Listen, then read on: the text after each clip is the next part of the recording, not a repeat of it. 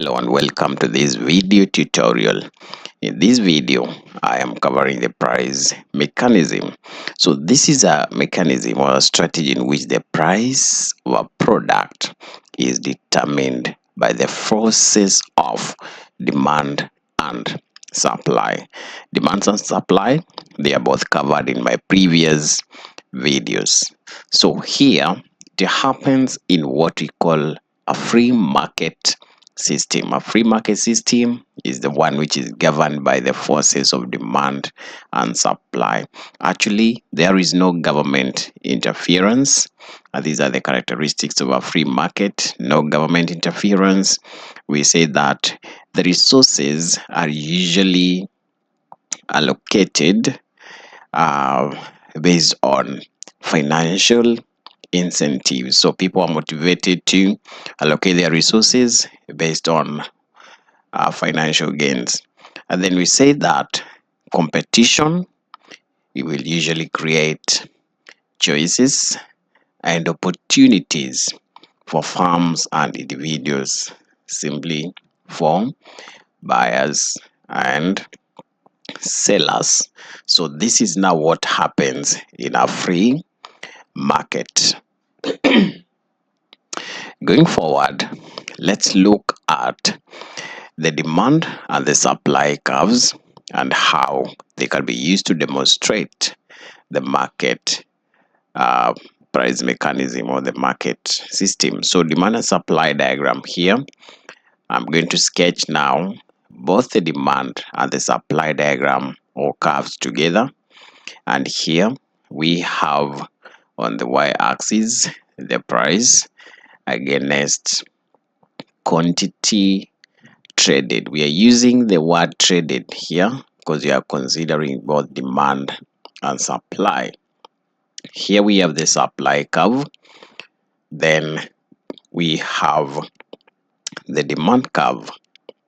So we say that in this diagram, we want to look at what we mean by the forces of demand and supply. So the price in the market is usually set at the point where the force of demand and supply will interact. That's the point marked E, which gives us the price which is labeled PE and the quantity traded which is QE.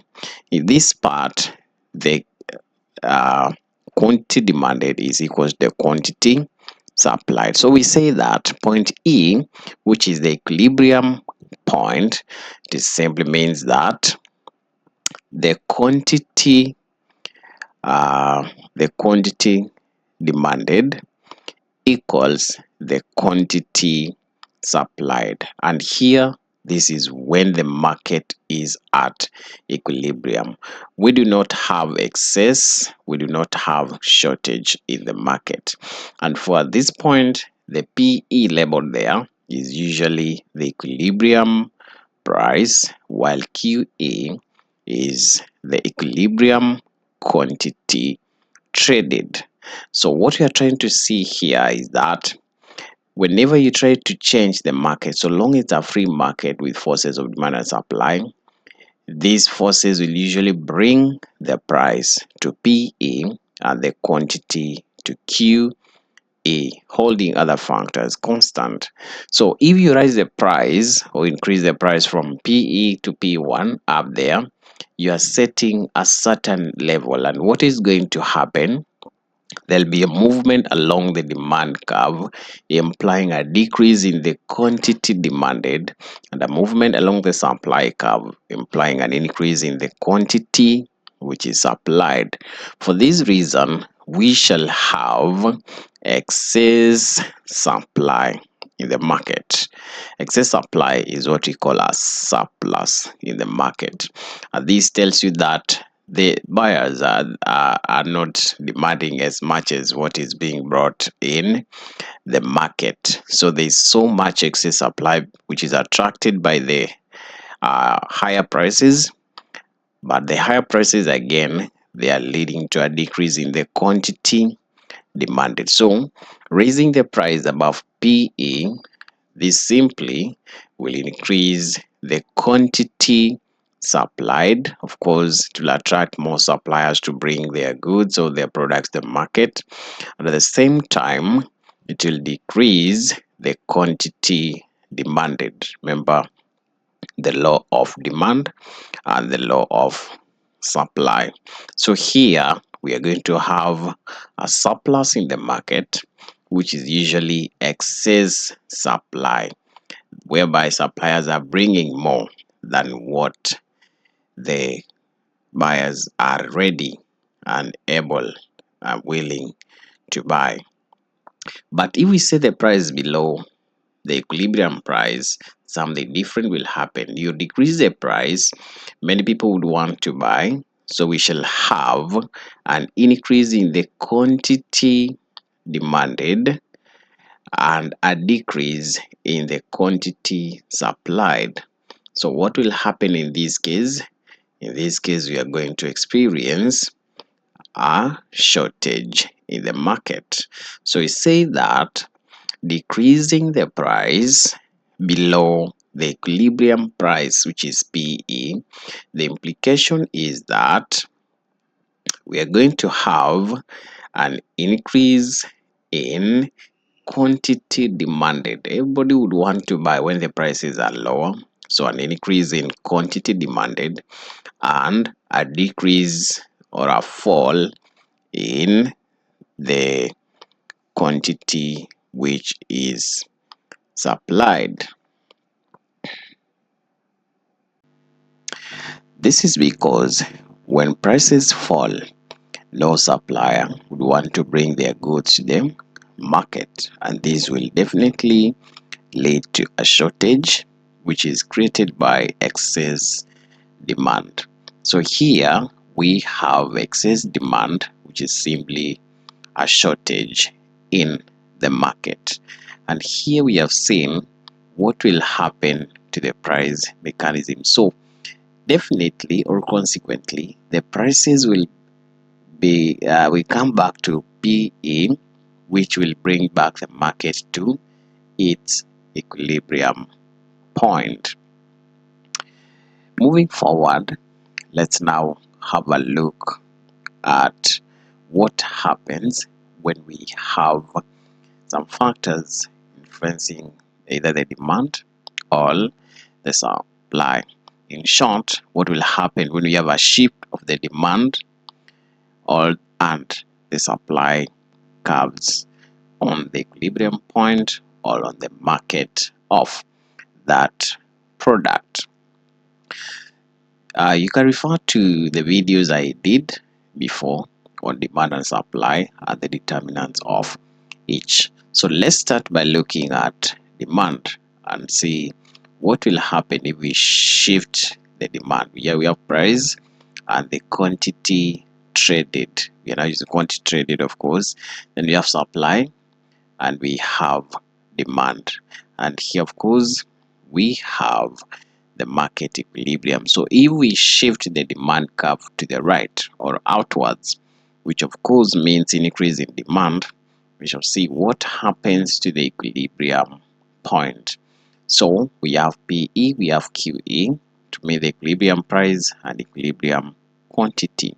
So if we have a shift of the demand curve outwards, we are going to experience a higher equilibrium price and a higher equilibrium quantity. And this of course is very positive because it is brought by a general increase in demand, which when you look at macroeconomics, it will mean economic growth. So a shift to the right or an outward shift will create a higher equilibrium price and a higher equilibrium quantity, meaning that people are able to purchase more. Even the price goes up, the meat attracts higher prices and the quantities will increase, and you have the outward shift. What about what happens when we have an inward shift of the demand curve? Again, here I'm sketching. As usual, we have the price and quantity traded, then we have the supply curve, then we have the demand curve, and then we have an inward shift from D to D1. So what has happened is the opposite of the first case, whereby from the PE and QE, we are going to have a lower equilibrium price and a lower equilibrium quantity. And this will mean that an inward shift, of course, means a decrease in demand can be brought about by a decrease in income. So as a result of a recession, of course. So we say this will result into a lower equilibrium price and a lower equilibrium quantity. This is not desirable to any country, because it means the economy is shrinking. There is a decrease in demand. But here, now that we're talking about microeconomics, our focus is only on a specific product. Much should be discussed under macroeconomics. What about the shift of the supply curve? Let's see. If the supply curve shifts outwards or inwards, what will be the effect? Straight away to the diagram, which is showing an outward shift. So an outward shift, which is also a shift to the right, will indicate an increase in supply. So let's see what will happen to the equilibrium point, or the market equilibrium. So we sketch here and show that we have the price equilibrium, or equilibrium price and equilibrium quantity, and here we are shifting the supply curve to the right, which is an outward shift. So what are we realizing here? If we have an increase in supply, we are going to experience a fall in prices. That's a general fall in prices, and an increase in the quantity traded. This explains why some products, especially agricultural products, will lose their price. The price will go down during the season of high harvest. We shall experience a lower price, equilibrium price, and a higher equilibrium quantity. So this is a result of increase in supply where demand is constant.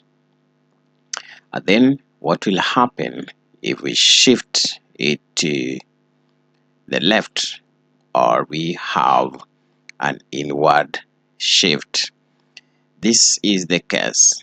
We have, of course, the price against quantity demand traded. So we have supply, we have demand. Then, of course, we shift the demand curve from S to S1, which is an inward shift. So where is the original equilibrium point? There we have PE, QE.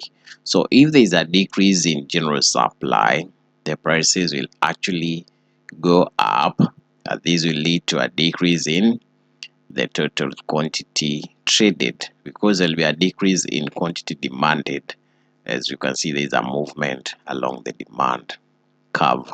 So this will result into a higher equilibrium price and a lower equilibrium quantity traded. Remember, here we're just talking about the what will happen. We're not diving into the factors, but should be able to know which factor would cause a decrease in supply, something like cost of production. So that's what I wanted to cover in this video about the price mechanism. Thank you for watching this tutorial. Remember to subscribe to the channel for more updates.